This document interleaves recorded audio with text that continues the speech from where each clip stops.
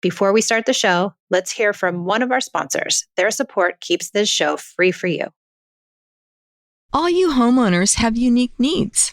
Some feel the need to leave up holiday decorations year-round. Others have the need to use their garage as practice space for their new metal band. And because each homeowner has unique needs, Geico helps you get the right coverage for your home and what's in it. That way, you get exactly what's right for you, even if your needs are unique. Get more with Geico.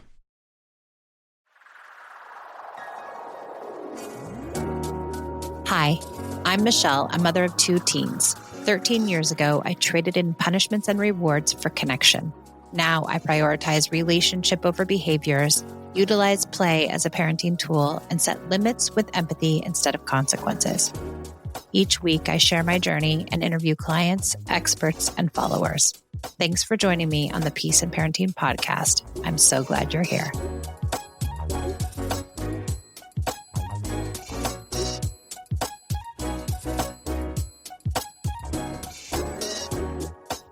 Welcome to the Peace and Parenting podcast. I'm Michelle, and I have a guest, Tova, who's come to ask a parenting question. Tova, will you introduce yourself to everybody? Yeah. Hey, everybody. I'm Tova. I am from Toronto, and I have 4 beautiful girls, ages 16, 14, and 10-year-old twins. Oh, my goodness. That's a lot of girls. We love it. House of yeah. girls. So tell us a parenting question. I know you have a couple. Let's start with your first one. Yes.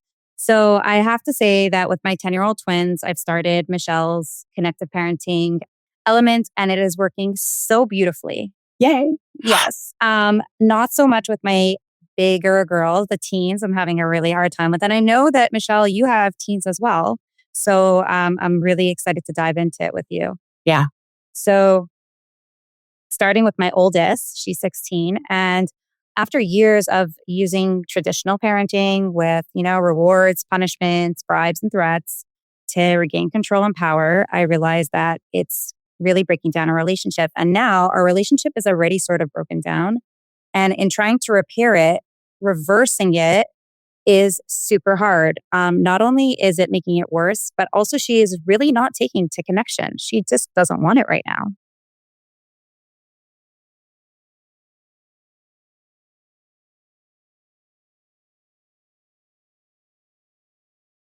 Okay, so I would say a month, which I know is not so long. And I do see her softening a little bit. But yeah. Yeah.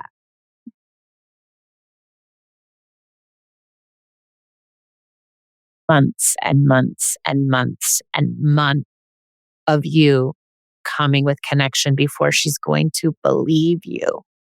Before she's going to believe, is this just a fad? Does she really mean it? Does she really want to connect with me? Is she really being empathic? Is she patronizing me? I've never seen this behavior before. I don't know if I trust her. Yeah. And rightfully so. Yeah. So it's going to take you, I'd say 6 or 8 months probably to really start to see a measured amount of results. Wow. Okay, so we're in it for the long run. In it for the long run. But Tova, if you're seeing glimpses, that's super encouraging. It is. And I also see some things are worse, right? So like things like if I ask her for connection, she'll be like, get out of here. Like, no. Or like if I try empathy, which is one of your main legs, she'll be like, why are you talking to me like a 4-year-old? Like, why are you trying to, like, I don't need that from you. And I understand she doesn't trust it yet, but every time I come to her with connection, it's always not just with rejection, but like biting and like awful. And it makes me like, she doesn't want it, No, I think we have to really reevaluate what do we think working is, because we want to think working is, yes, mom, I want to hang out with you. Please, can we spend time together? Will you take me to Starbucks? I can't wait to hang out with you. That's what we want, right? And if we got that, we would be like, oh, that's working. But her having her feelings and being angry and being upset and showing you those feelings is not failure. Okay, like let's take a scenario in the car and she does not like the way I drive.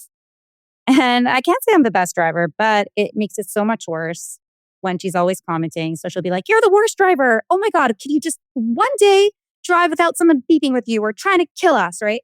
And like, how do I respond to her? Like, with empathy, like, oh, I know you're whatever. She's like, what are you doing? Right. Like, and Well, everybody gets kind of tense and just like, well, I think for now, probably you're never going to you're not going to be able to do anything right. Everything you're going to do is wrong. Everything about your relationship is wrong. Your connection is wrong. Your empathy is wrong. Your driving is wrong. She's mad. She's resentful.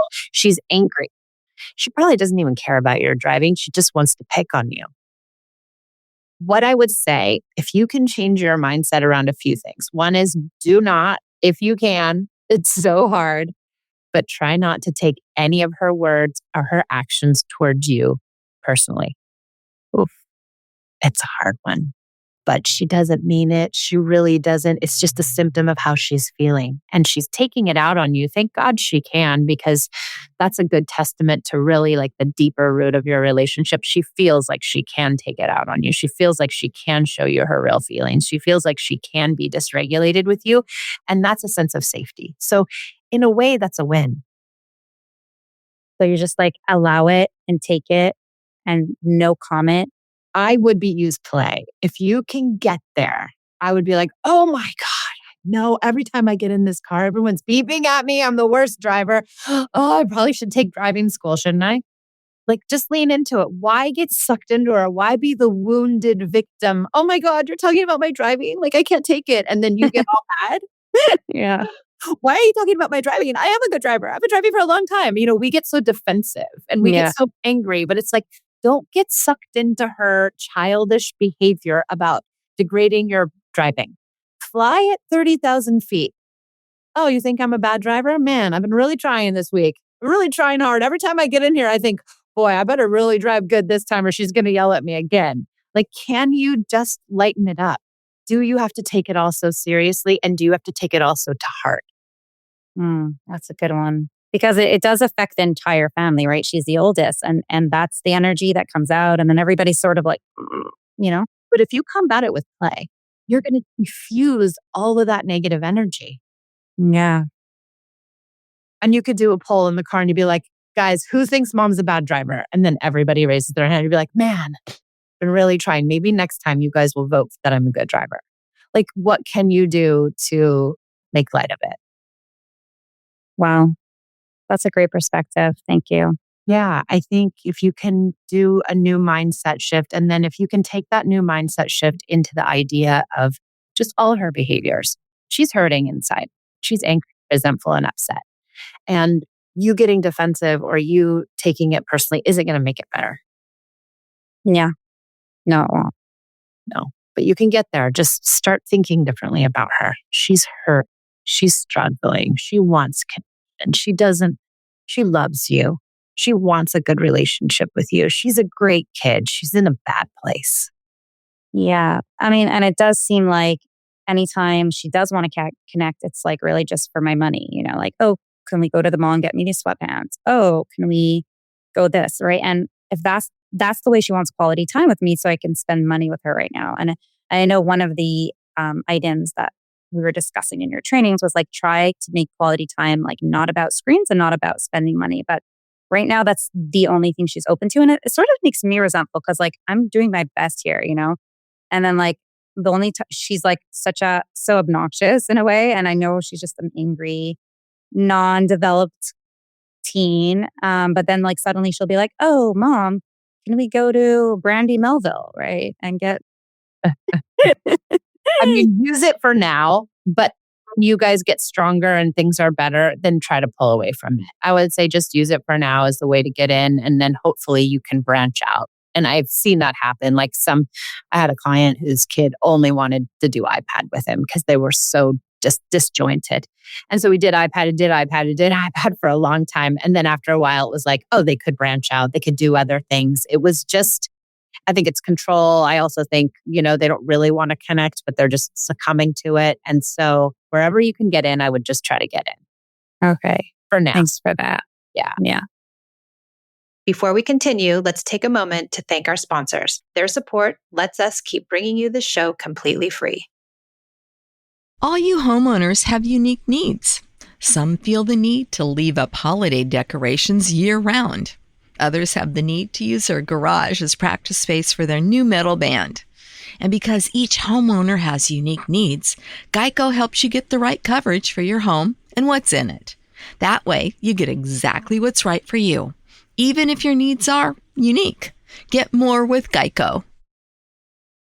Are you sick of the sibling fighting? Are you tired of asking your child to do the same thing over and over and over again, only to end up using threats and bribes to try to get them to cooperate? Well, it doesn't have to be like that. You can learn the ideas of connection through our Connected Parent Mastermind group coaching program. We meet 3 days a week. Myself and my 2 coaches hold meetings. We also give you access to all of my online materials, meaning 10 modules of instruction, PDFs, podcasts, and my book. You get to join our school community and interact with coaches and myself and so many parents who are doing this work just alongside you. So if you're feeling stuck, or if you want to accelerate your connected parenting practice even further, join the Connected Parent Mastermind. Click the link in the show notes for more information.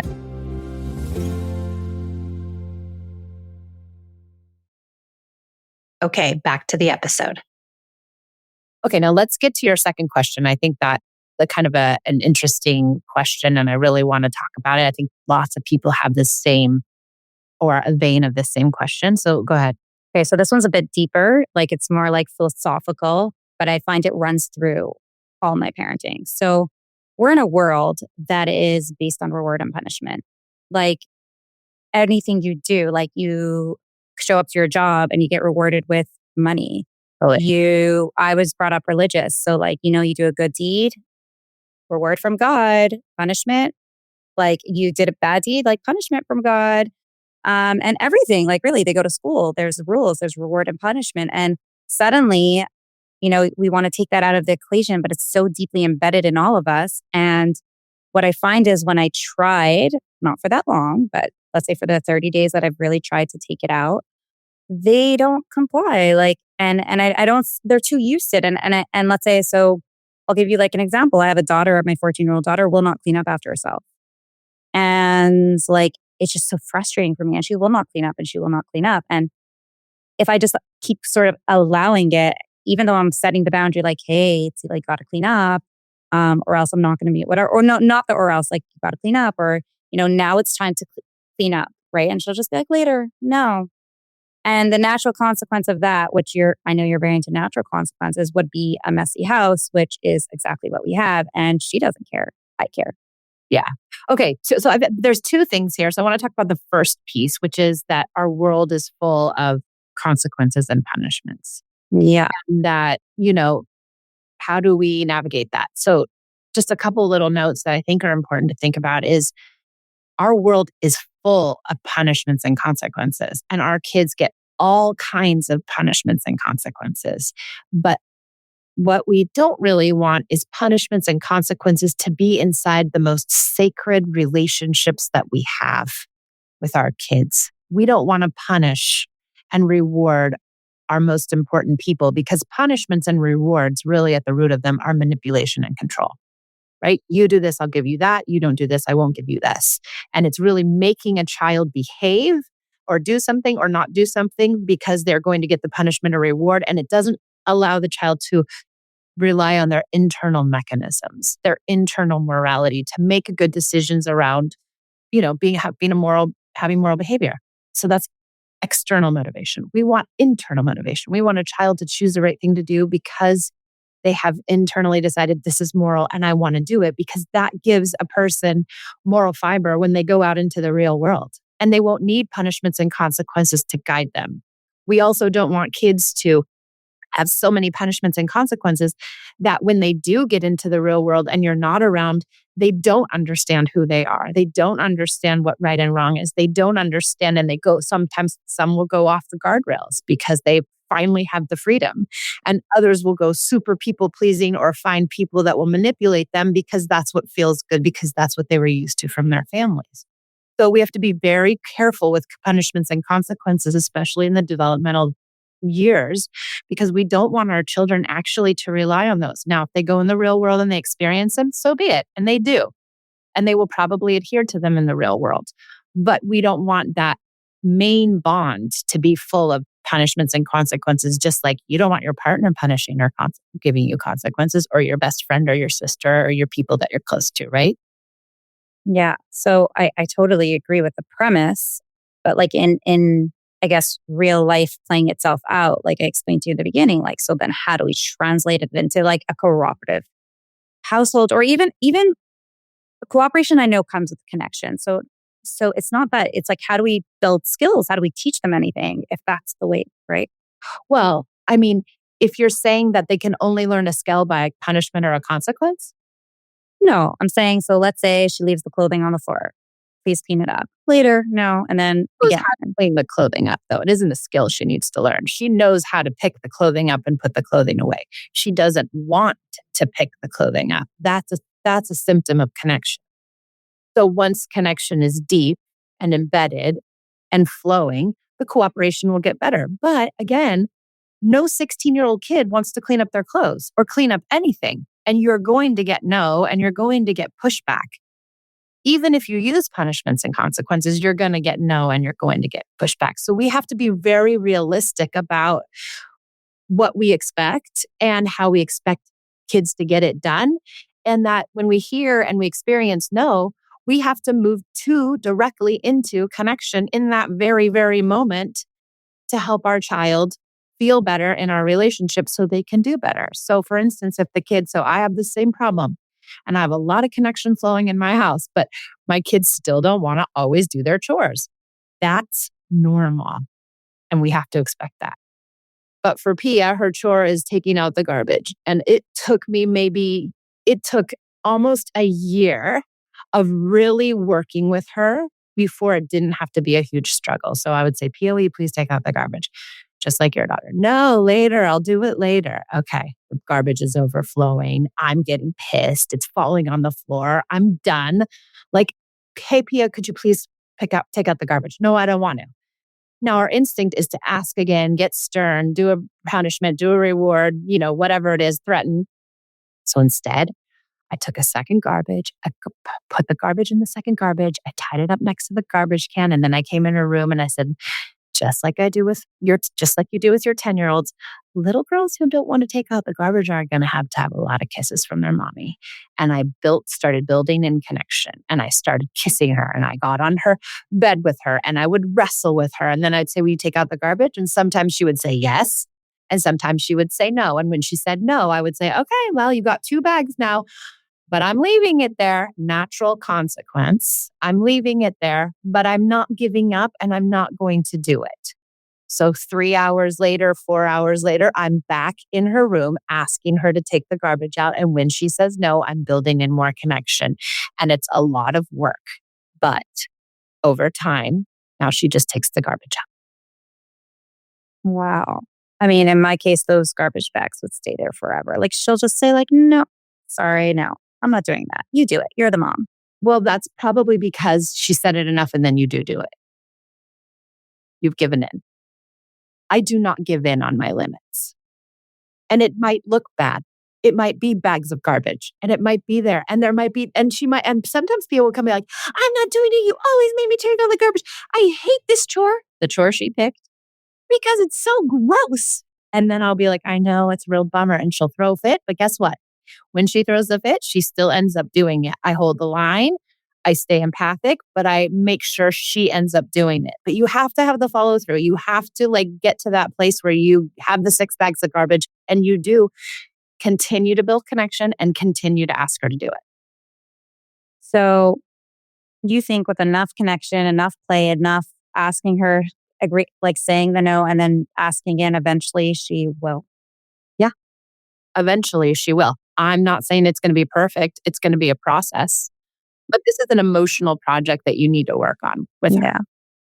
But it's okay, because that's teaching the skill, right? Now you're teaching her really how to take responsibility for cleaning up in the house.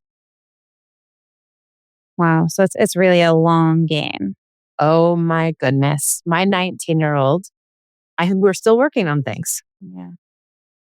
So then how do I don't know how to undo things, because in my desperation, before I started your 30-day challenge, I decided I would give this one an allowance. Like if she does A, B, C, and D, which is basically, as you explained, a punishment in reverse. Because if she doesn't do it, she doesn't get the money. And I've already instituted it with like full-hearted because I want cooperation. And it works for like, I don't know, maybe 3 days.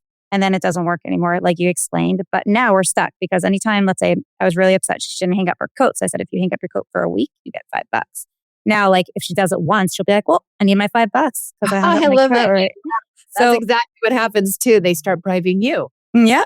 Yeah. And just a note on that. Like we want them to participate in the house because it's their house, not because we paid them to. Yeah, I know. But I've already set this up. So like, how do I undo it?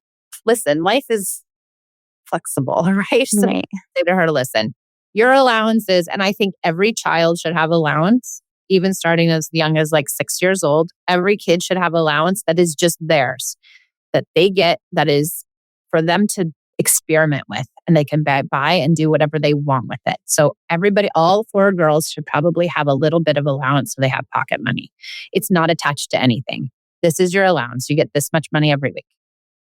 In a different conversation 4 or 5 days later, you say, these are your chores. You get to pick 1 or 2 chores. You got to pick up all your stuff after pick up your things out of the house. And then you have to, I don't know, unload the dishwasher or whatever it is. Or whatever your chores are. They're unrelated. Chores and allowance are not related.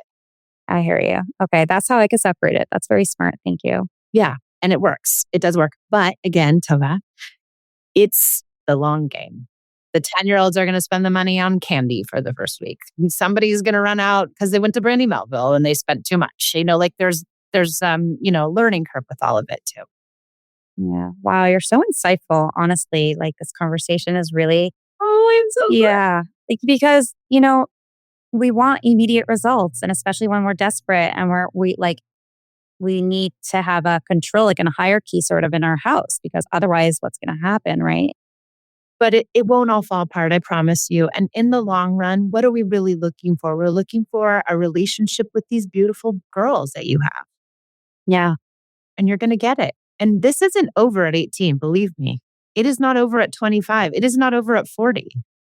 You're going to have these girls in your life forever. And what do you want them to remember? I'm so glad you're doing this work. Thank you. Thank you for opening up the whole world to this and spreading this awareness. And, hopefully we can change the trajectory of what has been going on for centuries. All right. Well, thank you for joining us, everybody, on the Peace and Parenting podcast. And thank you, Tova. And we'll see y'all next time. Thank you.